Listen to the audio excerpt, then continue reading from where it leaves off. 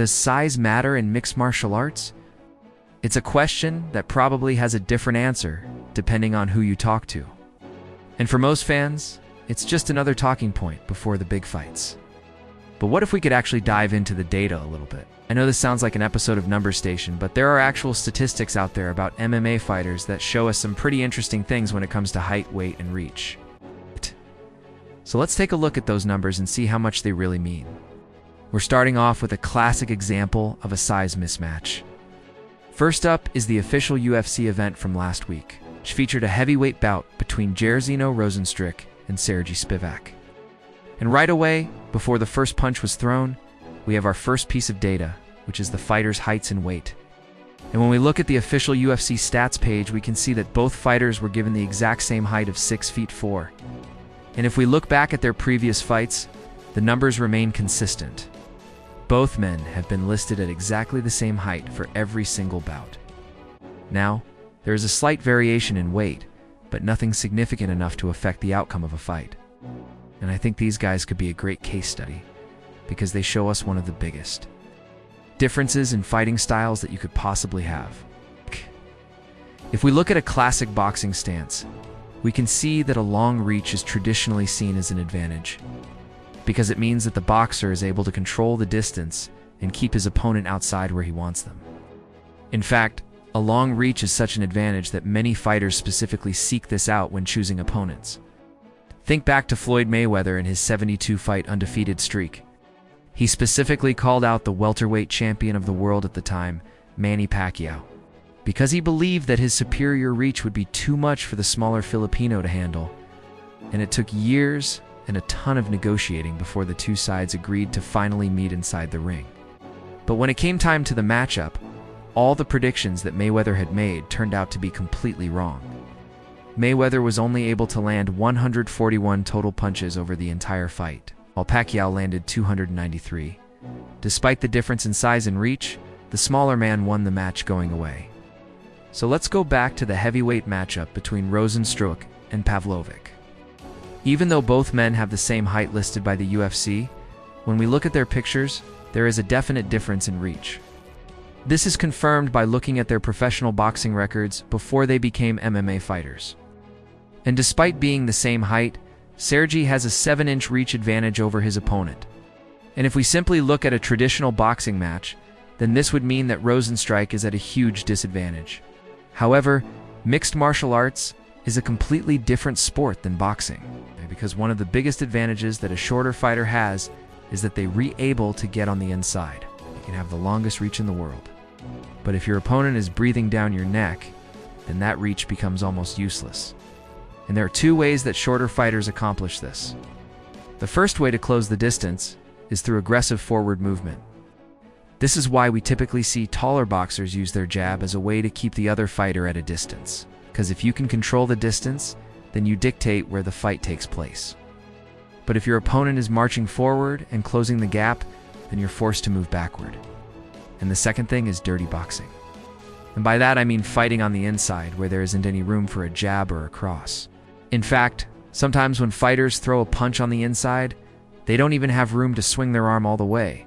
So they start throwing hooks and uppercuts. And once the fight hits the inside, it doesn't really matter what your reach is anymore.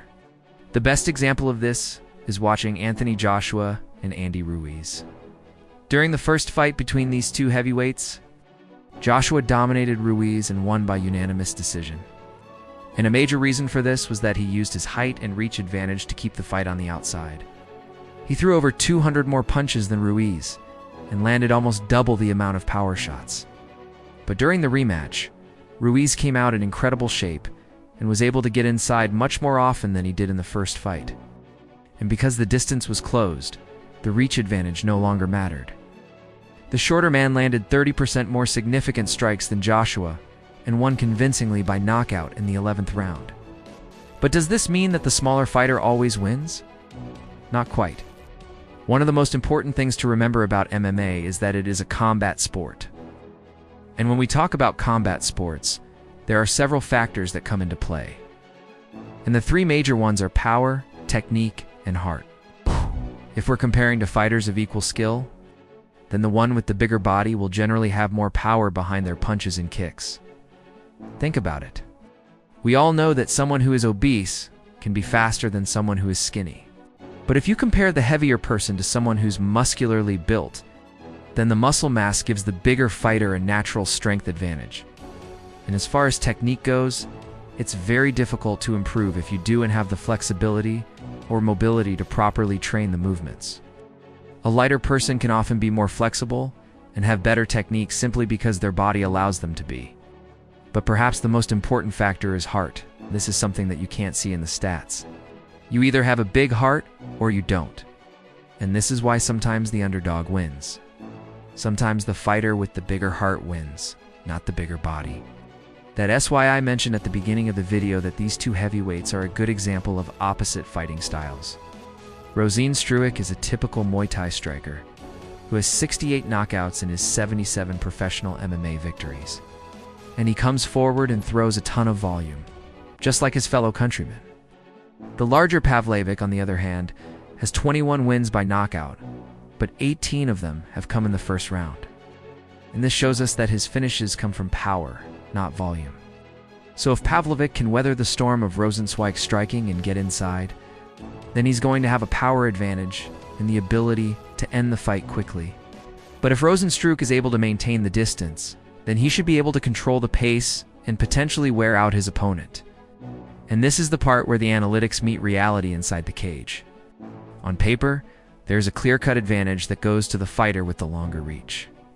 But as we just discussed, there are ways that a shorter fighter can overcome this. Getting on the inside and smothering their opponent is one of them, but it also depends on the individual fighter and their style. For example, Khabib Nurmagomedov was nearly impossible to beat because he was able to dictate the distance with his jab, get on top, and then smother his opponents. He was also a very large lightweight, and that gave him an additional advantage. And that's why when he retired, the division started to change. Fighters like Bonel Dariush and Islam Makhachev, who are roughly the same size as each other, have been able to dominate the lightweight division because they bring a similar pressure and smothering style that was so effective for Khabib. And that's why it's so hard to predict the outcome of a fight based purely on numbers. Because even though the stats show us that the taller fighter has a significant reach advantage, it doesn't tell us how the fight will play out. Is the shorter fighter able to get on the inside? Does the bigger fighter have more power? And does the smaller fighter have a bigger heart? These are the questions that can only be answered inside the cage. So yes, size matters in mixed martial arts, but it's not the only thing that matters. Do you agree with me? Which fighter do you think is going to win? And as always, thanks for watching.